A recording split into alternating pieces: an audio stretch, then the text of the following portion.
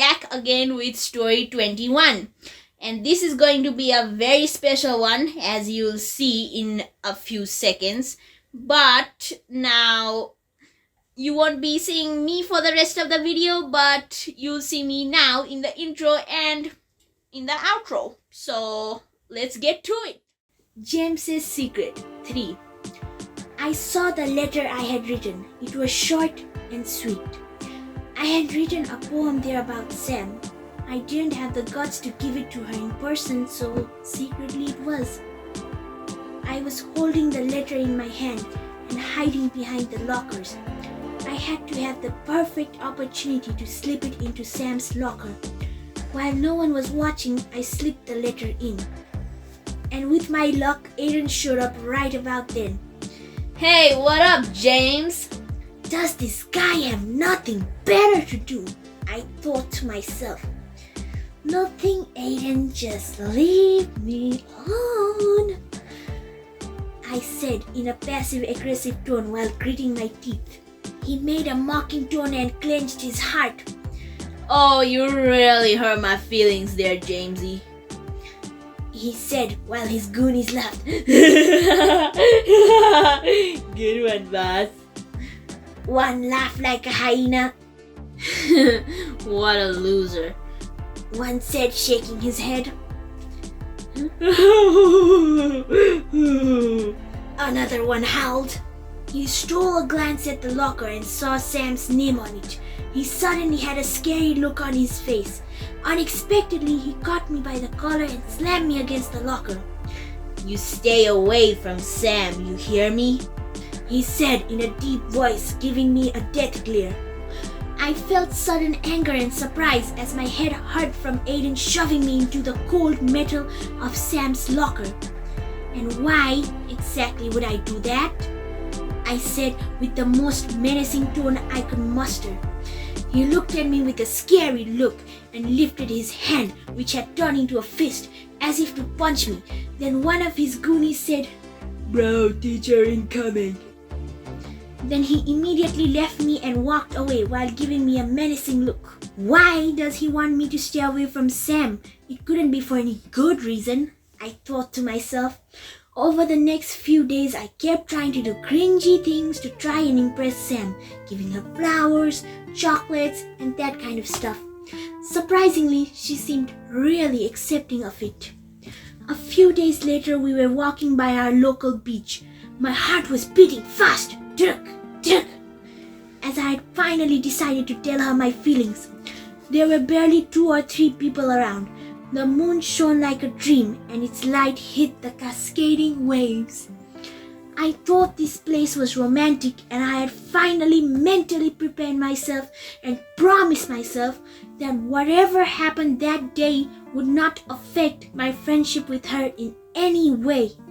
We picked our favorite place and sat down. I was just going to say something when she said, "Hey James, you've been extra nice lately. Is like something up or?" She said while nudging me with her elbow while giving me a playful look. I blushed and sighed as I nervously bit my lip and scratched the side of my face with my index finger while looking at anything but her. Look, Samantha, I know I've been acting dumb and stuff over the past few days and trying to impress you, with the flowers and stuff, I said while blushing even harder as my hand moved to itch my neck and still persistently avoiding Sam's gaze as she looked at me intently, also blushing. But the truth is, I love you, Sam. The way you're always there for me, your mischievous side, that pretty smile of yours. It's okay if you don't love me too, but I just wanted to say it. I finally looked straight into Sam's eyes. My heart skipped a beat as I looked at her face. She was just staring at me with her mouth slightly ajar. My heart began sinking. I looked at him, the words I've been dying to hear for who knows how long. Of course, I knew why he was giving me all those flowers and chocolates. I just wanted to hear those words from him though.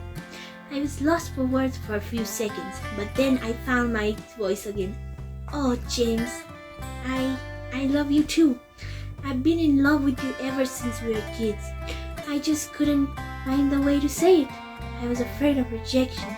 I was just waiting for the perfect time, but it never came, sadly. You didn't have to do all that fancy stuff and complicated ideas just to tell me you love me, you dummy. I playfully bonked him on the head. Now I was the one lost for words. I was kinda shocked when she bonked me on the head. I put my hand on my head as if I were hurt, but then pulled her into a sudden hug. My feelings all over the place now. Oh, you didn't really have to do that, Sam, but I'm really glad, I said, playfully leaning my head on her shoulder and chuckling. For bonking you on the head? Stop overreacting, she said while making a really face as she patted my back. No, silly, for you reciprocating my feelings, I said, closing my eyes while my chin rested on her shoulder. Oh yeah, that. Of course, silly me, Sam said, chuckling. Kiss, he said, lifting his head off my shoulder and lifting one hand and half shrugging while blushing like a tomato. Clearly, he was not an experienced dude in this regard, but who was I to talk? I wasn't then either, but it made him all the more adorable.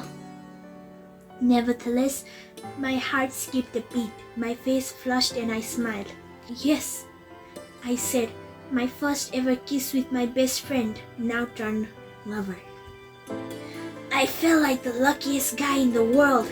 It was as if the world had stopped and we were the only people in it. The butterflies in my stomach were going crazy and my heart was beating 100 miles a minute as well. I slowly reached out for his hand and gave it a gentle squeeze as we kissed. I couldn't believe this was happening. If I could, I would pinch myself at that very moment. I felt so joyful and also weird. My first kiss with my best friend and now lover, as I took her hand lightly. I was just passing through the beach. It was kind of odd for me, but I just felt like I needed some time for myself. I was going to light up a cigarette, but I paused as I saw two people kissing in the moonlight. I was going to walk away from them to give them some privacy, but then I realized it was them, Sam and James. I clenched my fist and gritted my teeth. I felt an anger that was going to burst from my chest like a devil. But then I relaxed. That's it. Why would I keep troubling them? I kept trying to separate them for years and years of pulling for what? For my own selfish feelings for Sam? My jealousy? Or was it my insecurities? It just made their relationship stronger. Was I to blame myself for that? I should have let them be from the beginning only. With a sigh, I walked away and popped open a cigarette. The end. So that's the end of the story, guys. The takeaway of this story is that always express your feelings because you may be missing out on something really wonderful if you don't. And what if James hadn't expressed his feelings? Then he would never have gotten together with Sam. So yeah. So tell me, guys, how do you find this whole AI format thing? You know, nowadays it's the age of the AI with like ChatGPT, Character.ai, which I've been using a lot recently. I mean, in the past, like maybe month or 2 months. It's just really fun when you can just chat on along without the human weaknesses of actually having to do other things. So this is also unique because it's like the first story with a 3-parter kind of thing. So yeah, see you later, guys. Bye. Like and subscribe.